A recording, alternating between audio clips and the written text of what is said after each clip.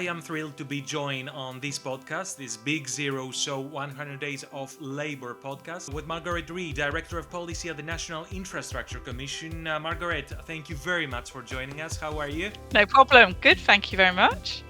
So I would like to start with heating decarbonization and more specifically on the views that National Infrastructure Commission has on decarbonizing buildings and why it is such a critical component of the UK's net zero goals. Yeah, so we need to decarbonise buildings because heating accounts for 24% of the country's fossil fuel usage, mostly gas. And addressing that will go a really long way to determining our success and meeting the UK's net zero goals. 88% of homes rely on natural gas for heating, which is obviously a very large proportion. And we need to make this a priority and help households to make the switch. And we can also help, by doing this, we can also help insulate customers from the steep rises in energy prices that might come if the gas price goes up again, given what's been happening over the last few years. So we think there needs to be a package of incentives to help customers to make the switch. We also need to take hydrogen off the table as an option for home heating. And we know that this can be done because we've seen it happen in other countries. Heat pumps are a great, well-known technology, as are heat networks, and they can be used in the UK like they are elsewhere. Let's talk about the role of heat pumps in this journey to decarbonize heating. The National Infrastructure Commission considers heat pumps the most viable solution for home decarbonization. Why is that, Margaret? Well, the government's own figures show that 90% of homes can use a heat pump, and we've seen new heat pump technologies being developed, including for homes which don't have that much insulation, so you can use a high temperature heat pump, for example. Heat pumps also are very efficient. So if you use a gas boiler, for example, at the moment, if you put 1 unit of energy in, you get 0.9 out. With a heat pump, if you put 1 unit in, you get 3 units out. So they're very, very efficient at heating homes. We know that they work really well in other countries, as do heat networks. And this is the reason why we're really strongly of the opinion that these are the technologies to be used to decarbonize heating. You know, Margaret, there are so many people out there that they still believe that heat pumps probably might not be so cost effective. What are the main challenges you think for the public and industry that face in terms of awareness, in terms of cost and skills for heat pump adoption? Yeah, so a lot of people don't even realise that heat pumps are a good technology, as you say, because we don't use them as much in this country as they do other places. Only 8% of buildings in this country currently use electrified heating, so that's a very high proportion. We also don't yet have a fully trained supply chain to install and service heat pumps, but that is growing as more heat pumps are installed and as plumbers and others build up their skills to be able to manage those. The other thing is that it's more expensive at the moment to install a heat pump than it is to replace your gas boiler. So we need to get to a place where it's cheaper. And that's the reason why we've set out this package of incentives that government should provide to enable people to make that choice. And then the other thing is that obviously sometimes people find it quite difficult to get a connection for a heat pump. They might need improvements in their home, either in terms of insulation or in terms of the connection to the electricity network. And those things need to be speeded up so that when people make a choice to buy a heat pump rather than a gas boiler, it needs to be as fast as it is at the moment, so that they would naturally make that choice rather than just replacing their boiler. You know, there are some people within the energy industry that they have their own doubts regarding the ambitious target that the government has set of installing 600,000 heat pumps annually by 2028. How do we scale the heat pump supply chain, and what do you believe if this target is feasible enough for the UK to be achieved? Well, the government's only been in power for 3 months, so I don't think we were expecting a lot of announcements on heating in that short period of time. And that 600,000 target was actually the previous government's target. But nevertheless, we do know that we need to increase heat pump installation in order to meet the sixth carbon budget, which is a statutory requirement. And so we're going to need to see an annual growth in heat pump installations of 35%, which is obviously a big challenge. And we need to make sure that package of incentives that I was talking about before is provided to enable that switch. And if you have that long-term policy available and demonstrated to the industry, then the supply chain will come. And we've seen that in other countries where they've managed to upskill and create the incentives to enable that heat pump installation to happen. How critical is energy efficiency in supporting heating decarbonization, and what role does it play in reducing overall energy demand?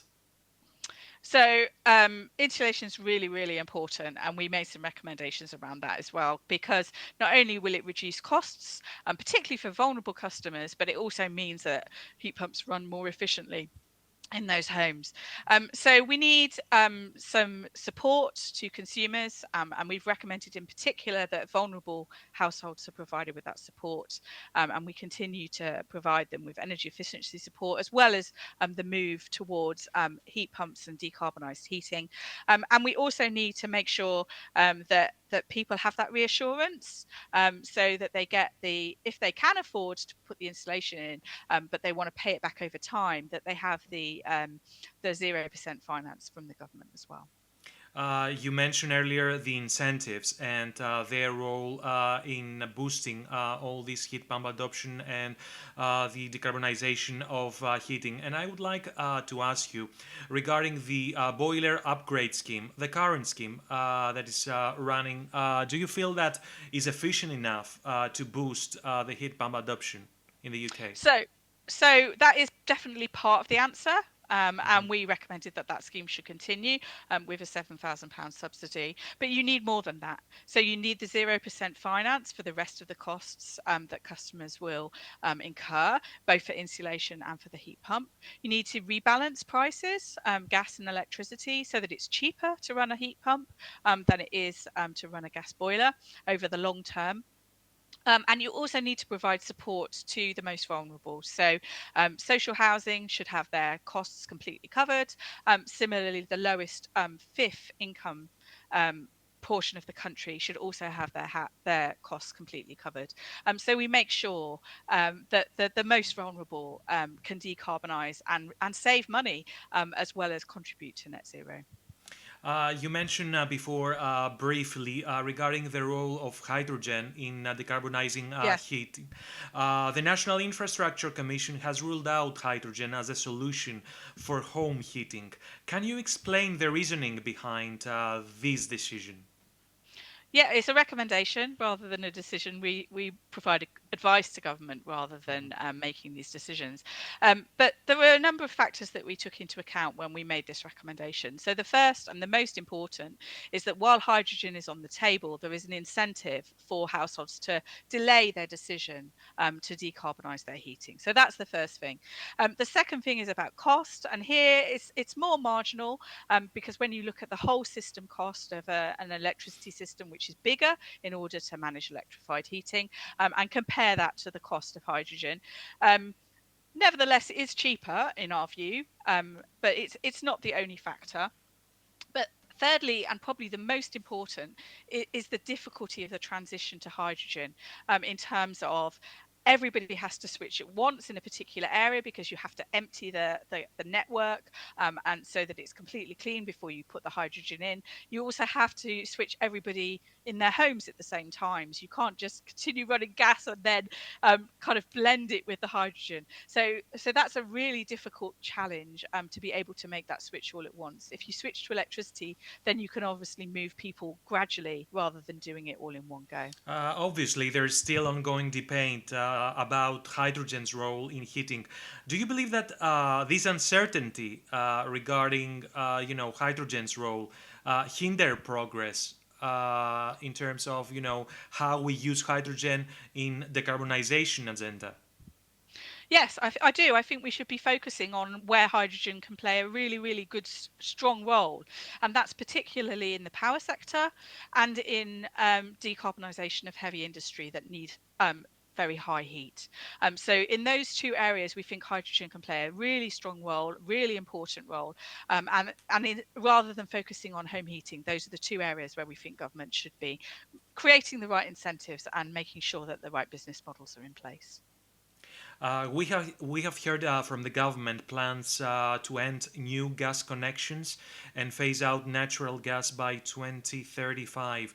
How feasible is this timeline, and what are the main hurdles?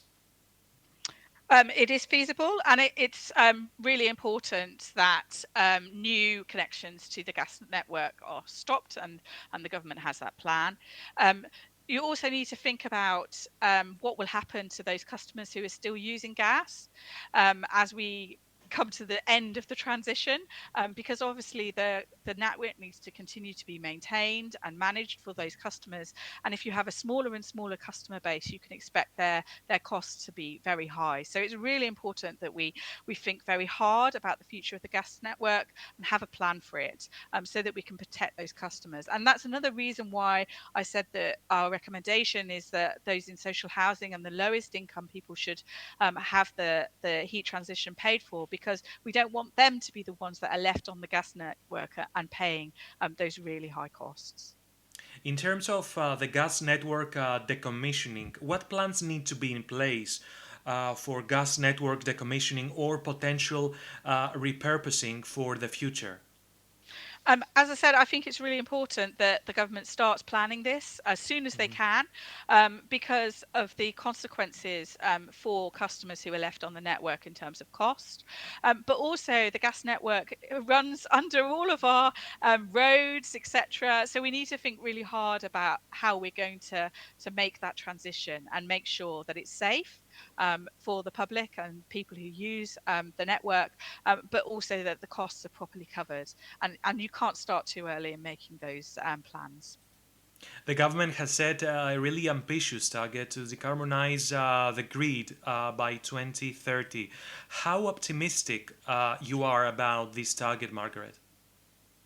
I think if we inject the pace, which the government is doing at the moment, it should be possible to do it. It's obviously very ambitious, but I have every confidence that with pace and collaboration across the industry, across the government and the regulator, it will be possible to deliver that, and it will have a massive impact in terms of both meeting our goals, getting the supply chain ready for wider questions around net zero, but also potentially reducing bills as well.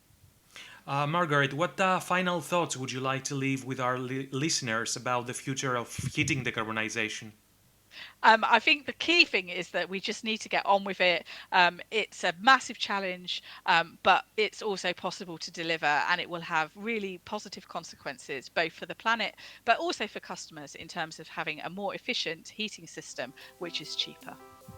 Margaret, thank you very, very much for joining us. It was really pleasure talking to you. Thank you. Thank you very much. Thank you.